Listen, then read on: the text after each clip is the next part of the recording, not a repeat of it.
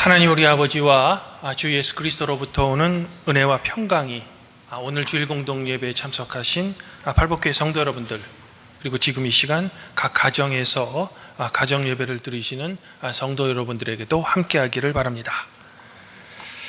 성도 여러분, 이제 어느덧 우리 한국 영화도 세계적인 수준까지 올라간 것 같습니다. 작년에는 이제 봉준호 감독의 기생충이 미국 아카데미 시상식에서 국제영화상, 작품상, 각본상, 그리고 감독상 등 4개 부분에서 상을 받았는데, 들리는 이야기에 의하면은 올해는 이제 윤여정이라는 배우가 미나리라는 작품으로 아카데미 여우조연상 후보에 이제 지명되었다고 합니다. 미국과 백인 위주의 영화 시상식에서 아시아, 특별히 우리 한국의 영화인들이 세계적인 주목을 받는 것은 제 생각에는 이제 참으로 큰 업적인 것 같습니다. 그런 의미에서 오늘 저는 저의 설교를 이제 영화 이야기로 시작할까 합니다. 제가 좋아하는 감독 중에 일본 출신의 구로사와 아키라라는 감독이 있습니다. 그는 이제 일본 출신임에도 불구하고 전 세계 유명한 감독들로부터 매우 존경받던 그런 이제 감독이었습니다. 이제 그는 이제 1950년에 만든 영화 라쇼몽으로 베니스 영화제에서 황금종려상을 수상하면서 세계 영화인들의 이제 주목을 받은 그런 유명한 감독입니다. 그런데 이제 그가 감독한 영화 중에 카케무샤라는 영화가 있습니다. 일본 사무라이 영화입니다. 여기서 이제 카케무샤는 어떤 사람의 대역을 하는 사람을 뜻합니다. 보통 전쟁에서는 이제 대장을 보호하기 위해서 대장과 아주 닮은 사람을 뽑아서 이제 대장의 대역을 시키는 거죠. 이른바 이제 그림자 무사가 되는 겁니다. 이 카케무샤를 통해서 어떨 때는 적을 속이기도 하고, 어떨 때는 자신의 대장을 적의 공격으로부터 보호하기 위해 사용됐던 전술입니다. 영화의 배경은 일본 전국시대입니다. 당시에는 이제 도쿠가와 이에야스, 오다 노부나가, 그리고 이 영화의 주인공인 다케다 신겐, 이 3명의 장수가 일본의 패권을 두고 자웅을 겨룹니다. 이른바 이제 삼파전이죠. 이때 가이의 호랑이라고 불리울 정도로 전쟁의 귀재였던 다케다 신겐이 먼저 자신의 숙적인 도쿠가와 이에야스의 성을 공격합니다. 하지만 불행하게도 신겐은 성을 막 공격하기 전에 도쿠가와 측의 한 무명의 저격수로부터 총상을 입습니다. 그리고 결국 그 총상으로 인해 죽음을 맞이하죠. 자, 군주가 죽었습니다. 그러면 그의 군대는 어떤 운명을 맞이할까? 여기서 이제 영화가 비로소 전개되는 겁니다. 강력한 군대의 리더였던 다케다 신겐이 죽자 그의 동생은 이제 형과 아주 닮은 좀도둑 출신의 한 인물을 형 대신 그림자 무사 카케무샤로 내세웁니다. 이것은 동생이 계획한 것은 아니고 신겐이 죽기 전에 동생과 몇 명의 신복들에게 특별히 유언한 겁니다. 왜냐하면 자신이 죽으면 전통대로 자신의 아들이 군대를 이끌어야 되는데, 신겐이 보기에는 자신의 아들의 그릇이 군대를 이끌 정도로 크지 못한 것을 신겐은 알았기 때문입니다. 만일 자신의 아들이 전통대로 자신을 이어서 군대를 지휘한다면 분명 경솔하게 군대를 움직여서 숙적인 도쿠가와 이에야스나 오다 노부나가에게 아주 빠른 시간에 패배할 것이 뻔했기 때문에 이 신겐은 그런 유언을 남긴 겁니다. 즉, 내가 죽으면 병사들에게 알리지 말고 미리 준비해둔 카케무샤, 그림자 무사를 나 대신 표면에 내세우고 3년 동안은 군대를 움직이지 말라. 그리고 죽습니다. 그래서 이제 신겐의 동생과 측근들은 신겐의 유언에 따라 그렇게 한 거죠. 다행히도 이 신겐의 꼭두각시를 맡은 각게무샤가 역할을 아주 잘 소화해냅니다. 그가 어느 정도로 닮았냐면 가족들뿐만 아니라 이제 부인까지 속을 정도로 이 신겐과 닮았습니다. 하지만 이 신겐의 역할을 맡은 각게무샤가 너무나도 자기가 군주의 역할을 잘 해내니까 순간 착각을 해서 넘지 말아야 될 선을 넘습니다. 그것은 신겐의 동생과 측근들이 그렇게도 말리는데 그 충고를 무시하고 살아있을 때 신겐만이 탈 수 있다는 흑마, 검은 말을 타고 병사들 앞에 달립니다. 하지만 그는 흑마를 통제할 능력이 없었죠. 병사들 앞에서 떨어집니다. 원숭이도 나무에서 떨어질 때가 있으니 한 낙마가 한순간의 실수였다고 병사들에게 설명할 수 있었을 겁니다. 하지만 말에서 떨어졌을 때 그의 몸을 걱정한 부인들이 달려오고 그 부인들에 의해서 이 각게무샤의 몸에는 과거 전쟁터에서 다쳤던 진짜 신겐이 갖고 있었던 몸에 흉터가 없는 것이 발견되고 맙니다. 이에 신겐은 이미 죽은 것이 밝혀지고 이제 그의 아들인 카치오리가 아버지 신겐을 이어 뒤를 잇죠. 그리고 아버지의 염려대로 삼촌과 아버지의 부장들이 그렇게도 말리는데도 평상시 아버지에 대한 심한 열등감이 있었던 이 아들은 군대를 움직입니다. 그리고 오다 노부나가에게 싸움을 걸죠. 평상시 자신의 능력에 대해 심한 열등감이 있었던 아들은 부하들에게 나의 능력을 보여주겠다라는 마음에 사로잡혔던 겁니다. 그래서 결국 한때는 도저히 이길 수 없다고 평가받던 다케다 신겐의 기마 부대는 노부나가의 소총 부대에 의해 완전히 전멸하고 맙니다. 그리고 이 광경을 지켜보던 각게무샤도 창을 잡고 덤비지만 그 또한 소총에 쓰러집니다. 아마 그는 자신의 순간의 실수를 후회하며 이에 대한 어떤 최소한의 책임을 느꼈던 것 같습니다. 그 후에 이제 오다 노부나가는 부하의 배신에 자결하고 그의 가신이었던 토요토미 히데요시가 일본의 패권을 이제 차지하게 되는 겁니다. 지금까지 제가 소개해드린 이 영화는 우리에게 많은 그런 생각할 점을 던져줍니다. 그러나 제가 오늘 집중하려고 하는 것은 이 그림자 무사인 각게무샤의 순간적인 행동이 우리 인간의 어느 감정으로부터 나왔는가입니다. 그는 어디까지나 다케다 신겐이 아니라 그의 그림자 무사였습니다. 하지만 그는 군주의 군복을 입고 군대뿐만 아니라 신겐의 신복들 그리고 그의 동생까지 자신에게 무릎을 꿇고 군주로서 섬기는 모습에 그만 자신이 진짜 다케다 신겐으로 착각한 겁니다. 하지만 군주의 자리에 그냥 앉았다고 또한 군주의 갑옷과 칼을 찼다고 그림자 무사인 각게무샤는 결코 군주가 될 수 없습니다.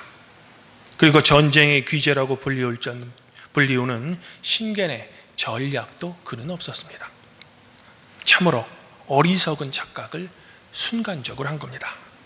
그 결과 신겐의 군단은 일본 역사에서 사라지고 마는 겁니다. 성도 여러분, 그러면 이 순간적인 착각을 했던 각게무샤만이 어리석은 생각을 하는 걸까? 제 생각에는 이런 어리석은 생각에 빠졌던 각게무샤, 즉 그림자 무사는 다른 사람들이 아닌 바로 우리 자신들이라는 겁니다. 우리는 늘 내 안에 진정한 자아가 아닌 나를 둘러싸고 있는 그런 주변의 상황이 곧 나라고 착각합니다. 즉 내가 가진 재산과 사회적인 신분, 내가 갖고 있는 권력이 곧 나라고 착각을 하죠. 더욱이 안타까운 것은 우리는 이것을 위해 나를 항상 과대 포장하려는 욕망이 우리 안에 있다는 겁니다. 내 능력이 안 되면 무리를 해서라도 모든 것을 동원해서라도 그것을 채워야 우리의 직성이 풀리는 겁니다. 오늘 말씀에서 예수님의 제자 중 야고보와 요한은 예수님을 찾아와 이제 이런 요청을 합니다. 선생님께서 영광 받으실 때 우리 중에 한 명은 예수님의 오른쪽에, 다른 한 명은 선생님의 왼쪽에 앉게 해주십시오. 이른바 말하는 특별 청탁을 한 거죠. 아마 야고보와 요한은 예수님과의 특별했던 어떤 평상시의 친분을 이용하려고 했던 것 같습니다. 하지만 야고보와 요한의 이런 특별 청탁에는 몇 가지 문제점이 있습니다. 첫 번째는 야고보와 요한이 상상했고 그리고 기대했던 예수님의 좌편과 우편의 자리는 실제 예수님께서 영광 받으실 때의 자리의 성격과는 완전히 다르다는 겁니다. 아마 이들의 생각에는 예수님께서 이제 곧 예루살렘에 입성하시면 세상의 왕의 자리에 예수님은 등극하실 거라고 예상했던 것 같습니다. 해서 왕이 되시면 왕 다음에 첫 번째와 두 번째 자리를 우리들에게 달라 하는 거죠. 이런 생각은 다른 제자들도 마찬가지였을 겁니다. 왜냐하면 야고보와 요한의 청에 화를 냈기 때문입니다. 하지만 제자들의 이런 생각과는 달리 예루살렘 입성 후에 예수님께서는 최고의 고난의 자리인 십자가에서의 죽음을 앞두고 계셨던 거죠. 이런 이유로 예수님께서는 특별 요청을 하는 두 제자들에게 너희는 너희가 구하는 것을 알지 못한다. 내가 마시는 잔을 너희가 마실 수 있으며 내가 받는 세례를 너희가 받을 수 있느냐라고 반문하셨던 겁니다. 물론 두 제자는 뭔지도 모르고 할 수 있습니다 라고 자신 있게 대답한 겁니다. 이에 답답한 예수님은 제자들에게 너희 중에 누구든지 으뜸이 되고자 하는 자는 모든 사람의 종이 되어야 하며 인자가 온 것은 섬김을 받으려 함이 아니라 도리어 섬기려 하고 자기 목숨을 대속물로 주려 함이라 라고 굳이 부연 설명을 해주신 겁니다. 그들의 두 번째 잘못은 예수님의 좌우편의 자리는 예수님께서 결정하실 수 있는, 막 줄 수 있는 그런 자리가 아니라는 겁니다. 오직 하나님께서 그 사람의 몫에 따라 하나님께서 결정하실 수 있는 자리라는 거죠. 사실 두 제자가 예수님께 요청하기 전에 한번 생각해 봤어야 하는 점은 좌편과 우편의 그 자리 자체보다는 자신들이 그 자리에 합당한 은사를 과연 내가 받았는가를 고민했어야 된다는 겁니다. 왜냐하면 자리에 그냥 앉았다고 그 자리에 합당한 은사나 능력이 내게 저절로 생기는 게 아니기 때문입니다. 그러하기에 하나님께서 그 사람의 몫에 따라 하나님께서 결정하신다는 겁니다. 이렇듯 오늘 말씀 속의 야고보와 요한, 아니 제자들 모두는 예수님의 좌우편의 자리가 도대체 어떤 자리인지 전혀 이해하지 못했습니다. 그리고 그 자리에 합당한 은사가 나에게 있기를 소망하고 간구하기보다는 그저 예수님의 우편과 좌편이라는 그 자리에만 집중했던 겁니다. 그러면 오늘 이야기가 우리에게 들려주는 교훈은 무엇일까? 가장 첫 번째는 우리는 나 자신의 정체성에 대한 분명한 선이해가 있어야 된다는 겁니다. 특별히 지도자를 소망하는 이들에게 이러한 정체성의 선이해는 매우 중요합니다. 예를 들어 영화 속의 각케무샤와 신겐의 아들은 주군이라는 그 자리에 대한 이해가 매우 부족했습니다. 그들에게 있어서 부하들이란 그저 자신의 말 한마디면 절대 복종하는 사람들일 뿐이었죠. 주군의 권위와 능력으로 보호해야 될 그런 사람들이 아니었습니다. 하지만 주군 신겐은 아들의 무능함을 간파하고 자신의 아들보다는 자신을 믿고 따르던 부하들을 보호하기 위해 3년 동안 움직이지 말라는 유언을 남긴 겁니다. 즉 신계는 주군의 자리가 부하들을 보호해야 하는 막대한 책임이 따른다는 그런 자리인 것을 그는 정확히 인지했던 겁니다. 반면에 그림자 무사와 아들에게 있어서 부하들이란 그저 자신의 욕망을 채워주는 그런 수단이었다는 겁니다. 이런 나에 대한 분명한 정체성의 인식은 주님을 믿고 따르는 우리 그리스도인들에게도 똑같이 적용됩니다. 예수님께서 선택하고 부르신 사람들을 성도라고 부릅니다. 그리고 이 성도들의 모임이 곧 교회이죠. 즉 교회와 성도는 오늘 예수님께서 제자들에게 설명하셨던 것처럼 세상으로부터 섬김을 받는 것이 아니라 세상을 섬겨야 한다는 겁니다. 고아와 과부와 나그네로 대표되는 사회적 약자를 보호해야 되는 기업 모를 자의 의무도 우리에게 있는 겁니다. 빛과 소금의 역할도 우리에게 있습니다. 하지만 왠지 성도라 볼 이유는 우리는 이웃을 섬기라는 주님의 사명은 망각한 채 오히려 남을 늘 지배하려고만 합니다. 세상의 왕의 좌우에 앉아 주님께서 그렇게 하지 말라고 경고한 세도 부리는 것을 우리는 참 좋아합니다. 더욱더 걱정되는 것은 세도의 자리에 앉을 능력도 없으면서 그 자리만을 우리는 욕망한다는 겁니다. 그리고 그 자리에 어떻게라도 앉게 되면 내가 무엇이 됐냐 큰 착각을 하죠. 그래서 영화 속의 카케무샤가 타지 말아야 할 주군의 말을 타고 질주했던 것처럼 우리 또한 자리가 나를 만드는 것으로 착각해 욕망의 말을 타고 달리기 시작합니다.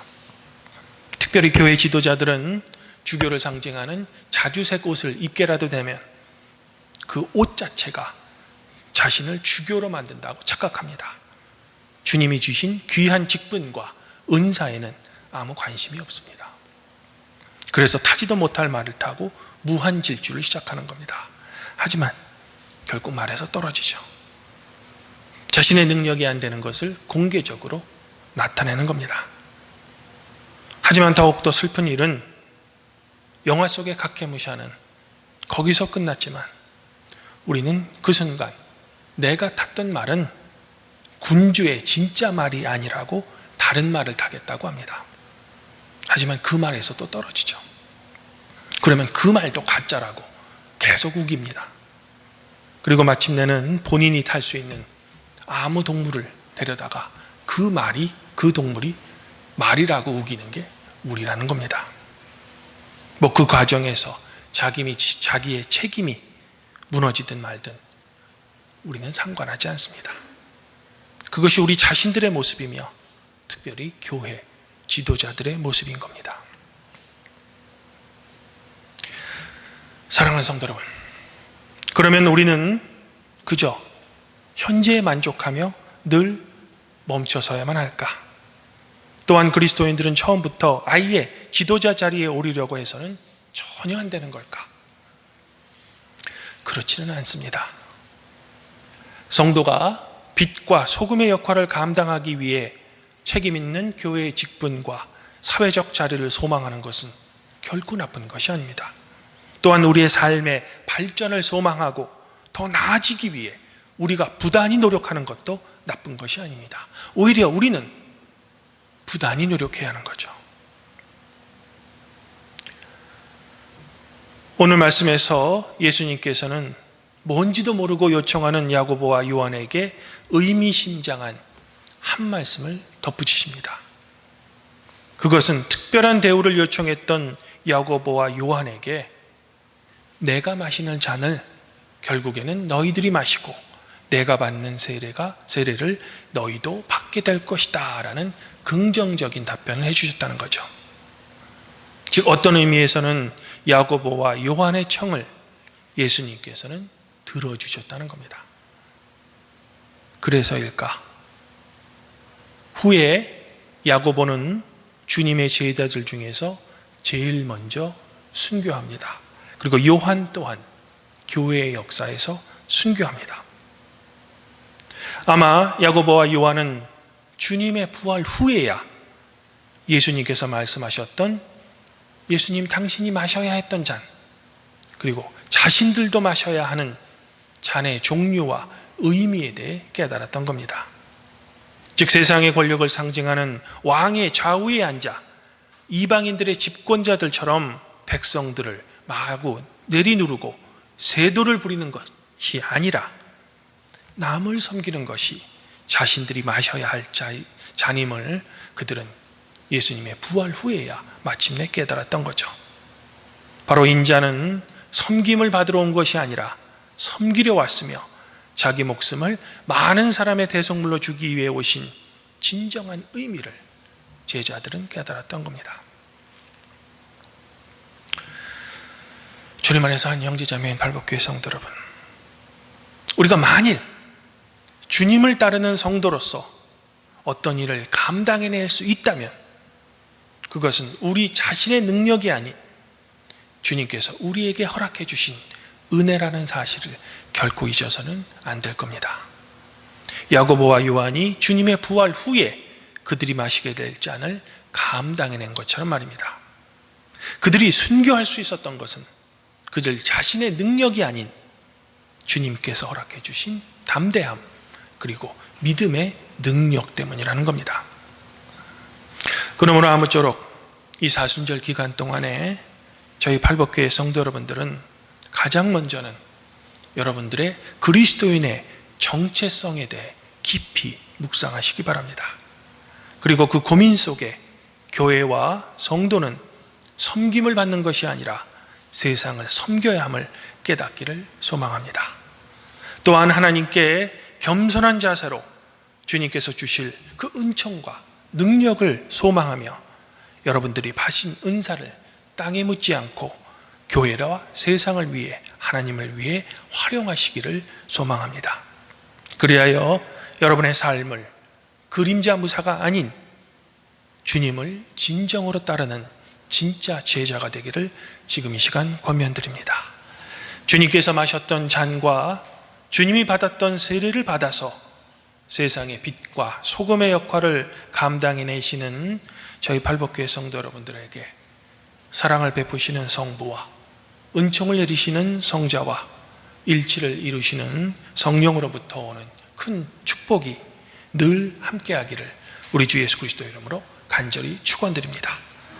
그리하면 모든 지각에 뛰어나신 하나님의 평강이 그리스도 예수 안에서 여러분의 마음과 생각을 지켜주실 것입니다.